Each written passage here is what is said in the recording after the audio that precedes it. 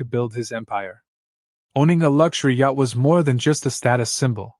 It was a testament to years of perseverance, strategic investments, and relentless ambition. His yacht, the Sapphire Dream, was well known among the elite social circles, often spotted at exclusive parties and high-end gatherings. For years, he rented it out to wealthy clients, many of whom had no idea he was the owner. That didn't bother him. He wasn't in it for validation. One of his long-term clients, however, had a much different perspective.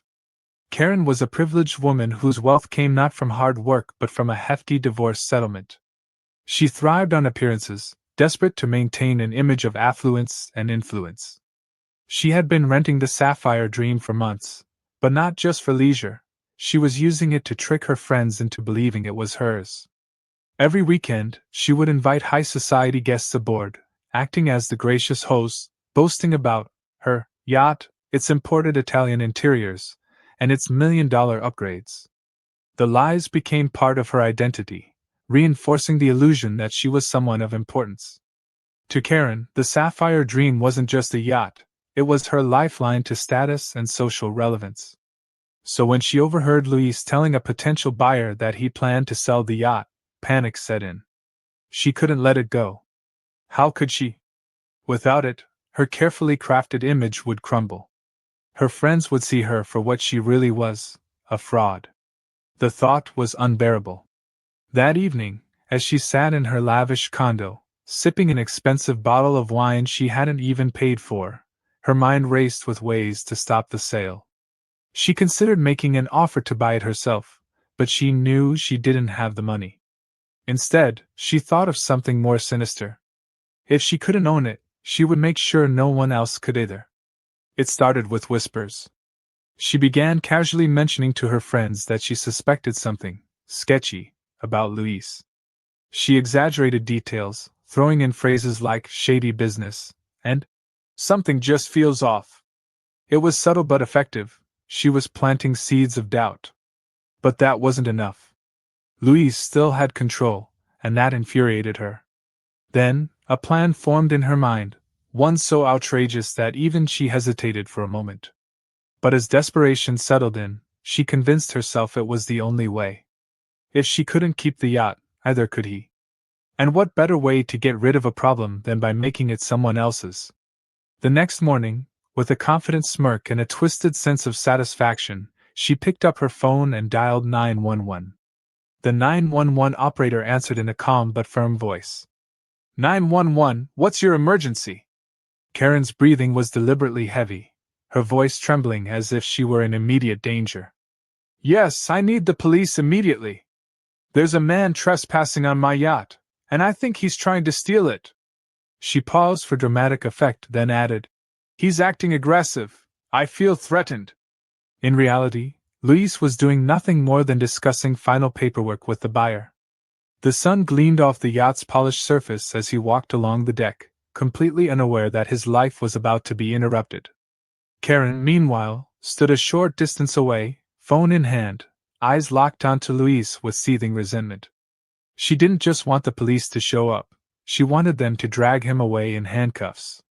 She wanted him humiliated, disgraced, and powerless. As she watched him, she felt something deeper than frustration. It was entitlement. She had spent her whole life believing that people like Luis should never have something she didn't. It infuriated her that he, a black man, had built this success on his own. It was unfair, she convinced herself. It should have been hers. Minutes later, the sound of sirens filled the air. The police arrived quickly, their presence drawing the attention of bystanders. Luis turned in confusion as two officers stepped onto the dock. Sir, step away from the yacht, one of them ordered.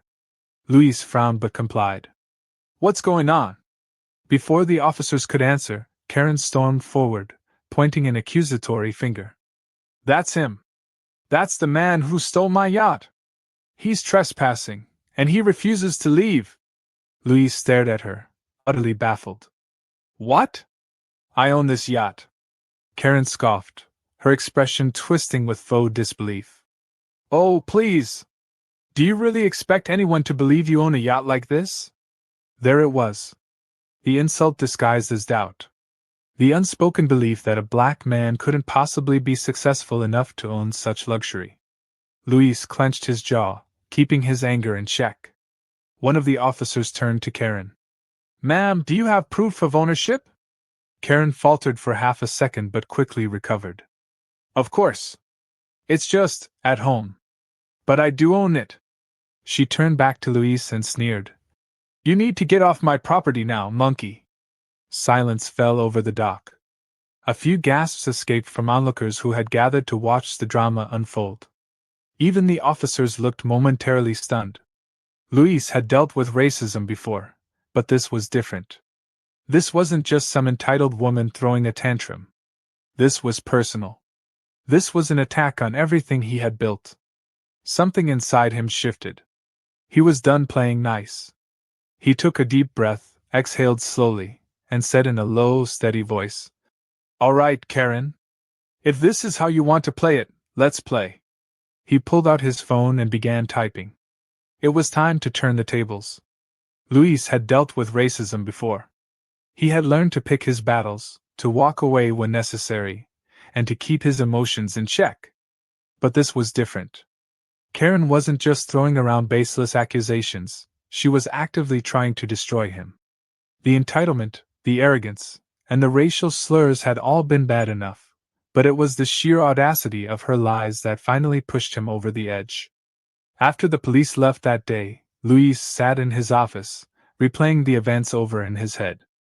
The way Karen had screamed at him, the way she had tried to weaponize the system against him, it wasn't just frustrating. It was dangerous. He knew how easily these situations could spiral out of control. A false accusation from someone like Karen could land a man like him in serious trouble, or worse. So, he decided to do something about it. Luis had connections. Years in business had taught him how to navigate people, how to dig into public records, and how to uncover hidden truths. If Karen wanted to play dirty, then it was time she got a taste of her own medicine. He started with a simple background check. At first, it was the usual: property records, financial troubles, minor complaints. But then he hit something unexpected. A name change. Curious, he dug deeper. The more he looked, the uglier it got. Karen had a long history of fraud. Before she had reinvented herself in high society, she had been caught stealing from high-end boutiques, forging checks, and even running small-time scams. It explained a lot: why she was so desperate to maintain her illusion of wealth, why she latched onto his yacht as if her reputation depended on it. But that wasn't the worst of it.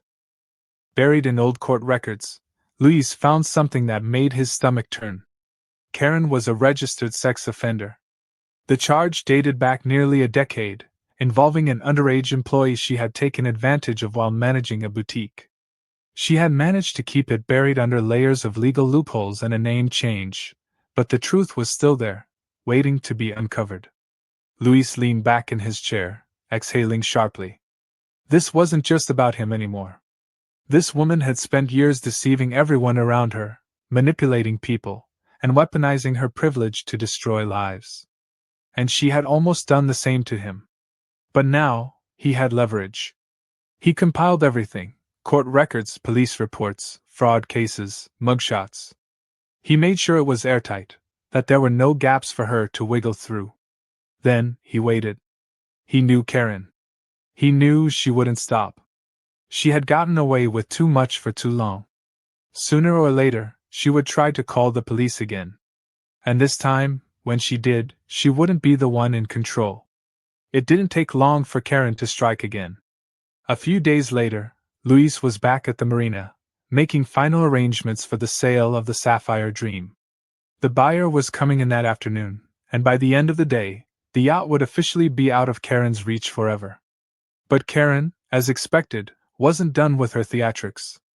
This time, she didn't just call 911, she stormed onto the dock in a fury, phone in hand, broadcasting her outrage to anyone who would listen. "This criminal is trying to scam someone into buying my yacht!" she shrieked, pointing at Luis as if she had caught him red-handed. The police arrived within minutes, familiar faces from the last incident. Karen met them with a flurry of words, her voice frantic, her eyes wild. He's running a fraud ring!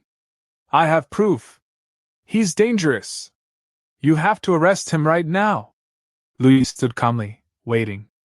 The moment the officers turned to him, he pulled out his phone. I was hoping you'd come, he said coolly, his voice steady. Because this time, I have something you'll want to see. The officers exchanged wary glances as Louis handed them his phone, scrolling through the documents he had compiled. The fraud cases, the thefts, and finally, the registered sex offender record. For the first time, Karen's smug expression faltered. That's fake, she stammered, stepping back. He's making things up. Louis raised an eyebrow. Am I? Because all of this is public record. And I already sent it to your friends this morning. Karen's face went pale. Almost on cue, her phone buzzed with messages. The women she had worked so hard to impress, her wealthy, high society circle, were now seeing her for what she really was. One by one, the people she had considered friends turned away. Some whispered in hushed voices, others simply walked off without a word. Karen's entire world unraveled in real time. The foundation of lies she had built was collapsing under the weight of the truth. The police officers, no longer interested in Louise, turned their attention to her. Ma'am, you've made multiple false police reports, one of them said. And given your criminal record, that's a serious offense. No, no, no, Karen babbled, backing away. I was just kidding. It was a mistake. You don't understand. I was just trying to. Ma'am, turn around, the officer interrupted, pulling out handcuffs. You're under arrest. As Karen was led away, her desperate cries faded into the background. Louis simply watched, shaking his head. Justice had finally caught up with her. And this time, there was no escaping it. Karen had built her entire persona on a carefully crafted illusion, an illusion of wealth, power, and exclusivity. To the outside world, she was a woman of high status, someone who effortlessly floated through the elite circles of society. But in reality, her prestige had always been a house of cards, and Louise had just sent a hurricane straight through it. Her phone buzzed relentlessly as messages poured in from her so-called friends. Some were blunt, calling her disgusting and cutting ties immediately. Others were more cautious, asking if the allegations were true, but the damage was already done. No one wanted to be associated with a fraudster, let alone a registered sex offender. Karen frantically typed out responses. It's all lies. That man is dangerous. He set me up. I was just joking. But the replies were cold, dismissive. By the time she tried calling, no one answered. The women she once spent her days gossiping with now ignored her existence. The yacht parties, the lavish brunches, the charity events, everything she used to take pride in was suddenly out of reach. No one wanted to invite her, and no one cared about her excuses. She was toxic. Untouchable. Worse yet, the yacht, the very symbol of her supposed wealth, was completely gone. She had spent years using Louise's luxury vessel as a social prop, parading it around as if it were hers. Using it to impress people and boost her image. But now, not only was the yacht sold, but everyone knew it had never belonged to her in the first place. Karen drove back to her home, a house far smaller than what she had led others to believe. Her driveway, once filled with guests, was empty. Her inbox, usually flooded with party invites, was silent. For the first time in years, she had nothing. No yacht. No friends. No reputation to cling to. Sitting alone in her dimly lit living room, she stared blankly at the floor, the weight of her downfall settling onto her shoulders. She tried to convince herself that it wasn't real, that everything would blow over, but deep down, she knew the truth. This wasn't a temporary setback. This was the end of her charade. And the worst part? She had done it to herself. Karen's public meltdown was both spectacular and tragic. Days after the truth came out, she was seen in a high-end shopping district, screaming at store employees who refused to serve her. Cameras were rolling as she threw a tantrum, insisting that she was still important, still somebody. But nobody cared. The video went viral, turning her into the latest internet spectacle. Her breakdown only got worse from there. One afternoon, she stormed into a cafe where her former friends were having brunch. Her once confident stride was replaced by frantic desperation as she pleaded for another chance. "It was just a joke. You all know me. I was having a bad day," she rambled, her voice cracking. One woman, a former close friend, simply shook her head. "You called him a monkey, Karen." Karen opened her mouth to protest but stopped. She had no excuse, no way to spin it. Humiliated, she turned to leave, but as she did, she overheard whispers. "She's completely lost it. She did this to herself. I always knew something was off about her." Each word cut deeper than the last. Back at home, she spiraled further into isolation. Her financial struggles, once hidden behind smoke and mirrors, became unavoidable. Without her social network to provide her with opportunities and favors, she found herself struggling to maintain the lifestyle she had pretended to own. Worse yet, her past crimes were resurfacing. A journalist had picked up on her fraud cases, and an article was circulating online, detailing her history of theft and deception. Employers, former colleagues, and acquaintances all saw it. Any remaining scraps of credibility she had were obliterated. Then came the final blow. A letter from her landlord. Eviction notice. With her reputation destroyed and her finances crumbling, Karen had no way to sustain her expensive habits. The life she once lived, the one built on manipulation, lies, and privilege, was slipping through her fingers. Meanwhile, Luis was thriving. He had successfully sold his yacht, sealing a lucrative deal that allowed him to expand his business. With Karen gone from his life, he no longer had to deal with the stress of her false accusations and entitlement. He moved forward, focusing on his success, leaving the wreckage of Karen's downfall behind. As he boarded a new yacht, one even grander than the Sapphire Dream, he took a deep breath, enjoying the crisp ocean air.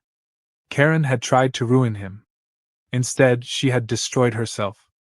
And for the first time in a long time, Luis felt truly free. Luis had